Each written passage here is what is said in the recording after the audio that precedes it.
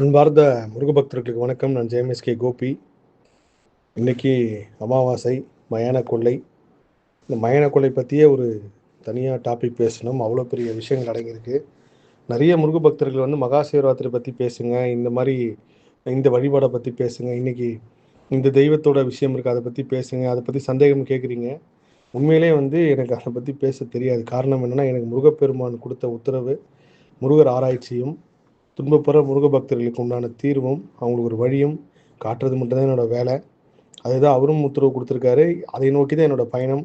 முருகர் ஆராய்ச்சியில் முருகப்பெருமான் எங்கெல்லாம் பயணிச்சிருக்காரு, எந்தெந்த இடத்துல இருக்குது, முருகர் சக்தி எப்படி செயல்படுது, ஏன் ஒரு சில பேருக்கு உடனே நடக்குது, ஏன் ஒரு சில பேருக்கு வந்து எவ்வளோ நாளானாலும் நடக்க மாட்டேங்குது, இந்த மாதிரி முருக சக்தி ஆராய்ச்சி நோக்கி தான் என் பயணம் முழுவதும் இருக்கும்.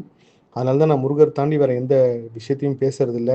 அதை தாண்டி சில முக்கியமான விஷயங்கள் தான் அங்காளம்மன்னு சொல்லி நான் ஒரு பதிவு பண்ணியிருந்தேன் பாருங்க.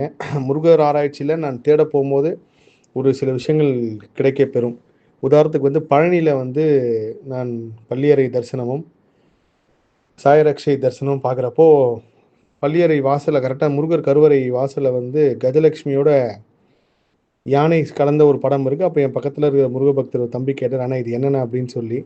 நான் சொன்னேன், கண்டிப்பாக நீங்கள் கேட்டிருக்கீங்க, என்னோட முருகர் ஆராய்ச்சியில் அதுக்கு பதில் எப்போயா கிடைச்சா கண்டிப்பாக சொல்கிறேன் அப்படின்னு சொல்லியிருந்தேன்.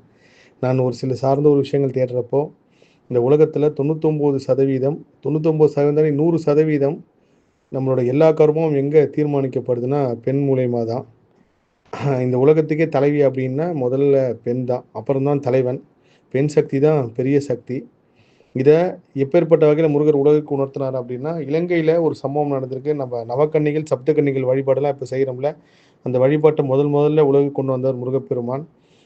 பெண் சக்தியோட மகத்துவத்தை முதல்ல இந்த கலியுகத்துக்கு எடுத்து சொன்னவரும் முருகப்பெருமான் தான்.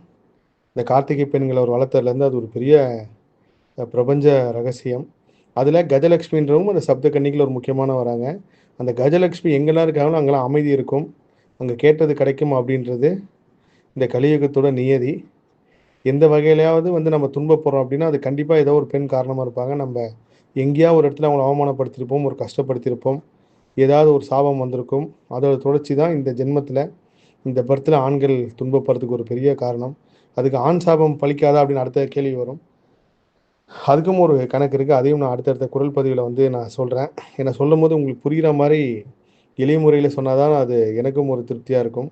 அதே போல் இன்றைக்கி ஒரு சம்பவம் நடந்தது. ஒரு முருக பக்தர் அமெரிக்காவிலேருந்து என்னை பார்க்கணும் அப்படின்னு சொல்லி கிட்டத்தட்ட அவ்வளோ பெரிய பொருட்செலவு பண்ணி வந்திருக்காரு. எனக்கு ரொம்ப கஷ்டமாயிடுச்சு. அவரை நான் சொன்னேன், ஐயா இதுக்கு நீங்கள் பண்ணதுக்கு பதில் 4 பேருக்கு உதவி பண்ணியிருக்கலாம், கண்டிப்பாக உங்களுக்கு பெரிய பொருளாதாரம் ஆகிருக்கும், ஏன் அப்படி வந்தீங்கன்னா, இல்லை அவர் கனவுல வந்துச்சு, நான் வந்தேன், இது சொல்லணும் அப்படின்னு சொல்லி ரொம்ப அடம் பிடிச்சி கிளம்பி வந்து இன்றைக்கி என்னை பார்த்தாரு. தயவுசெய்து யாரும் அந்த மாதிரி கிளம்பி வராதிங்க, பார்க்காதீங்க. இப்போ செல்வின்னு ஒரு அம்மா அமெரிக்காலேருந்து வந்திருக்காங்க, அவங்க இந்தியாவுக்கு அறுபடை வீட்டுக்கு வந்திருக்காங்க, அப்போ நான் கண்டிப்பாக அவங்கள பார்க்குறேன்னு சொன்னேன்.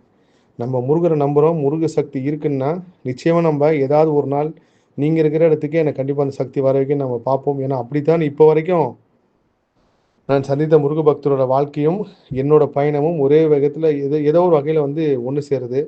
தயவுசெய்து அப்படி யாரும் பார்க்கறதுக்கு வராதிங்க. ஒவ்வொரு நாளும் எனக்கு வடப்பள்ளி வந்தேன், உங்களை பார்க்கறதுக்கு முடியல அப்படின்னு சொல்கிறப்ப எனக்கு ரொம்ப மனவேதனையாக இருக்கும். காரணம் வந்து நம்ம முருகரை தான் தேடி போகணுமே தவிர என்னை தேடி போகக்கூடாது. நான் ஒரு சாதாரண மனிதன், உங்களை போன்ற ஒரு சாதாரண முருக பக்தர் தான். என்னோடய முருகர் ஆராய்ச்சியில் நான் கண்டெடுக்கிற உண்மைகளை கண்டிப்பாக முருக பக்தர்கிட்ட கொண்டு போய் சேர்க்கும் ஏதோ ஒரு வகையில் பயனாக இருக்குது. அது மட்டும்தான் என்னோடய வேலையை தவிர என்னை பார்க்கணும்னு வராதிங்க. கண்டிப்பாக நீங்கள் இருக்கிற இடத்துக்கு முருகர் வர வைப்பார். இது சத்தியமான உண்மை. ஒரு முக்கியமான விஷயம் வந்து, நான் சென்னையில் ஒரு அற்புதமான கோவில் பற்றி அடுத்த ஓம் சரவணபவா சேனலை வந்து சொல்ல போகிறேன். கிட்டத்தட்ட ஒரு முக்கியமான கோவில்னு சொல்லலாம், முதன்மையான கோவில்னு கூட சொல்லலாம். அந்த அளவுக்கு வரலாறு கொண்டது. அகத்தியர், பாம்பன் சுவாமிகள், வள்ளலார், கிருபானந்த வாரியார் எல்லா மகான்களும் அந்த முருகரை வந்து தரிசிச்சிருக்காங்க. உங்களை போலவே நானும் அந்த சீக்கிரம் அந்த கோவில் பற்றி வர நேர்காணல் காத்துக்கிட்டு இருக்கேன். விரைவில் அது வரும். ஒரு திடீர்னு இப்போ அந்த கோவில் வந்து பிரபலமாவது, கூட்டம் வந்துருச்சுன்னா உடனே அங்கே இருக்கிற மக்கள் வந்து பாரு இவர் வந்து பேசினார், அதான் கூட்டம் வருது அப்படின்னு சொல்லுவாங்க. அது எல்லாம் காரணம் முருகர் தான். நம்ம பேசுகிறதுனாலையோ இல்லை நம்ம வீடியோ போட்டோனால எங்கள் கூட்டம் கிடையாது. அந்தந்த நேரத்தில் முருக சக்தி கண்டிப்பாக எப்போ வெளிப்படணுமோ அப்படி வெளிப்படும். இந்த கோவிலுக்கு நான் போகிறதுக்கு 2 வருஷத்துக்கு முன்னாடியே அவங்க எனக்கு அவ்வளோ மெசேஜ் அனுப்பிச்சும் பார்க்காதவர், எந்த சூழ்நிலையும் என்னால் பார்க்க முடியல. ஆனால் இந்த கோயில் எனக்கு தெரிய வந்தது சாதாரண ஒரு சின்ன தம்பி வந்து நான் ஒரு இடத்துல ஒதுங்கி நிற்கிறப்போ வந்து பேசும்போது சொல்லி, அதுக்கப்புறம் முருகப்பெருமான் கொடுத்துற உத்தரவு தான் இந்த கோவில். அதனால் எந்த சூழ்நிலை இருந்தாலும் இப்போ சமீப காலமாகவே வந்து நிறைய சோதனையான முருக பக்தர்கிட்ட பேசிக்கிட்டு இருக்கேன். ஒவ்வொருத்தரும் ஒரு ஒரு குறை. அதில் ரொம்ப முக்கியமான ஒரு குறை வந்து குழந்தையின்மை. தயவு செய்து கல்யாணம் பண்ணுறவங்க இதுக்கப்புறம் எந்த சூழ்நிலையும் வந்து நம்ம செட்டில் ஆகிட்டு குழந்தை பெற்றுப்போம், இல்லை நம்ம ஒரு 2 மாதம் கழிச்சு அதுக்கு உண்டான முயற்சி பண்ணோம் அப்படின்னு விட்றாதீங்க. இனி வரும் காலங்களில் வந்து குழந்தை இல்லாதவங்களோட எண்ணிக்கை வந்து ஏதோ ஒரு வகையில் அதிகமாக அதுவே ஒரு பெரிய வியாதி மாதிரி மாற ஆரம்பிச்சிடும். அதுக்கு முன்னாடி இடம் கொடுக்காதீங்க. அதே சமயத்தில் நான் செட்டில் ஆனால் தான் கல்யாணம் பண்ணுவேன், வேலை கிடைச்சா தான் கல்யாணம் பண்ணுவேன்ட்டு அப்படியும் தள்ளி போடாதீங்க. என்னோட தியானத்தில் இப்போ நிறைய விஷயங்கள் வந்து உணர்ந்தேன். அதில் 2 தான் இந்த விஷயம். அதே மாதிரி இன்னும் ஒரு சில முக்கியமான விஷயங்கள் பதிவு பண்ணும். அது இனி வரும் காலங்களில் நான் கண்டிப்பாக இயற்கை அனுமதியோடு பதிவு செய்கிறேன். எல்லா புகழும் முருகனுக்கே. நன்றி.